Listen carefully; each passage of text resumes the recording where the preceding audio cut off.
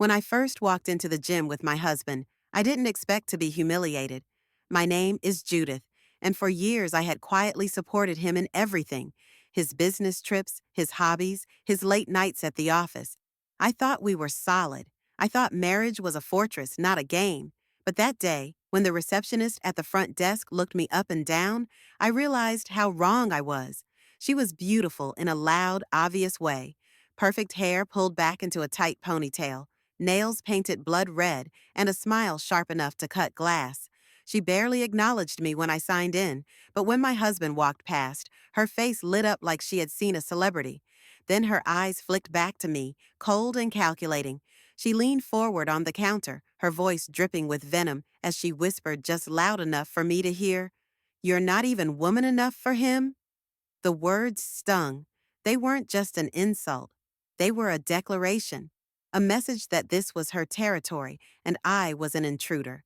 I glanced at my husband, waiting for him to defend me, to tell her she was out of line, but he just laughed awkwardly and kept walking, as if nothing had happened.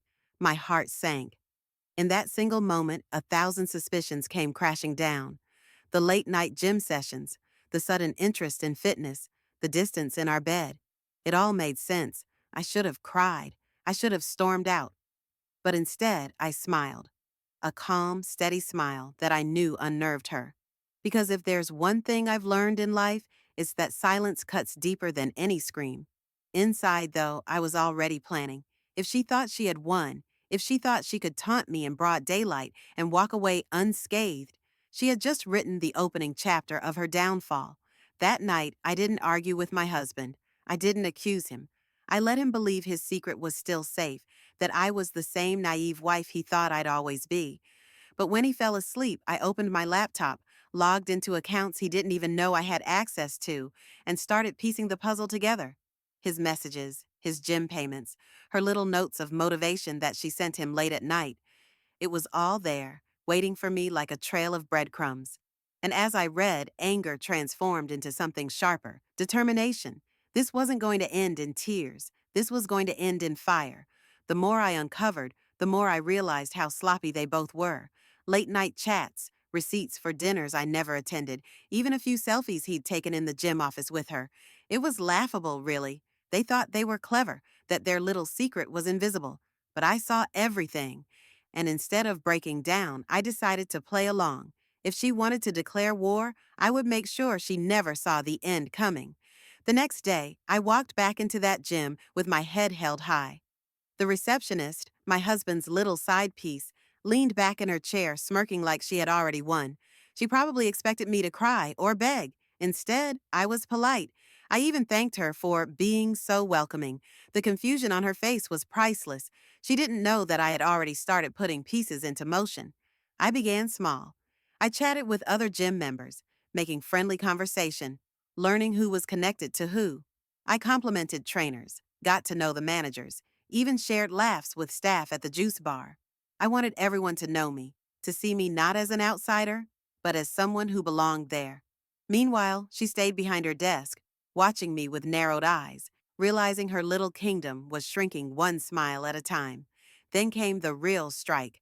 I took the evidence I had collected, the late-night texts, the gym office selfies, the payment receipts, and slipped them into an anonymous email addressed to the regional manager of the gym franchise. I knew their policies. Relationships between staff and clients weren't just frowned upon.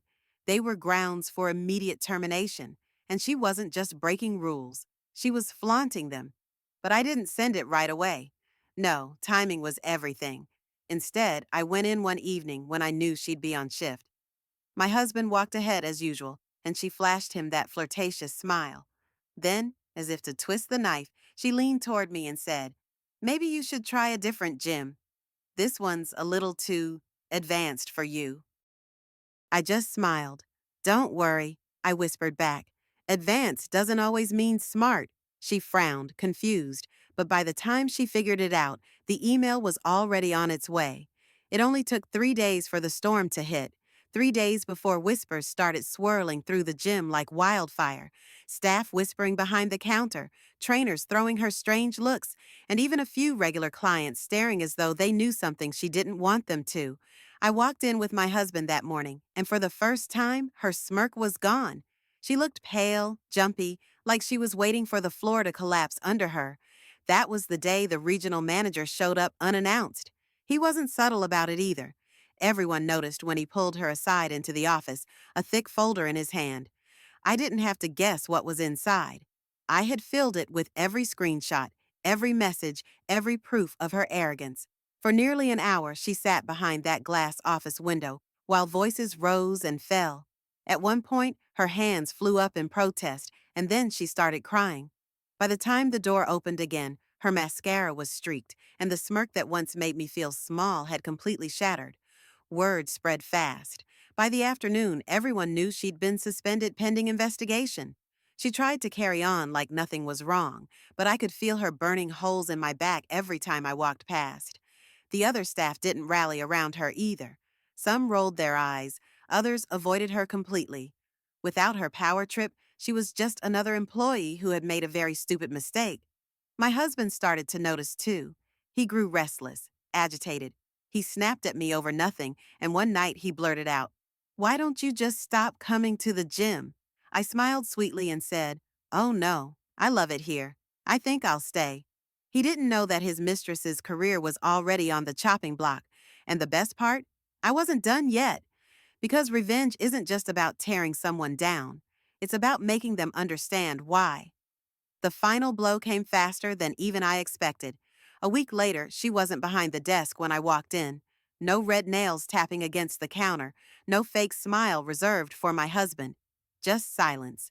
I asked casually where she was, and one of the trainers shrugged. "She's gone." Fired, the satisfaction I felt was electric. But fate wasn't done twisting the knife. A few days later, I got a message on Facebook. It was her, the same woman who told me I wasn't woman enough for my own husband, who laughed at me like I was beneath her. Her tone had changed completely. She begged me not to tell anyone else, said she'd lost her job, that her reputation was ruined, that she didn't mean it that way. She even hinted that my husband had pulled away from her once the scandal broke, leaving her with nothing. I read every word slowly, savoring the desperation dripping from her sentences. Then I typed one simple reply: "Respect is earned. You should have thought about that before you came for me." And I blocked her. As for my husband, let's just say the scandal peeled the mask off our marriage once and for all. He tried to downplay it, pretended she was just a mistake, but by then the damage was irreversible. I no longer looked at him as the man I had built a life with, but as the fool who underestimated me.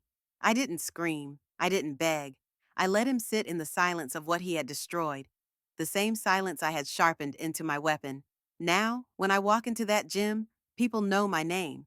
Staff greet me warmly, trainers respect me, and I carry myself with the quiet pride of someone who fought back and won. She lost her job. She lost her dignity. She came crawling back, begging for mercy, and I gave her none.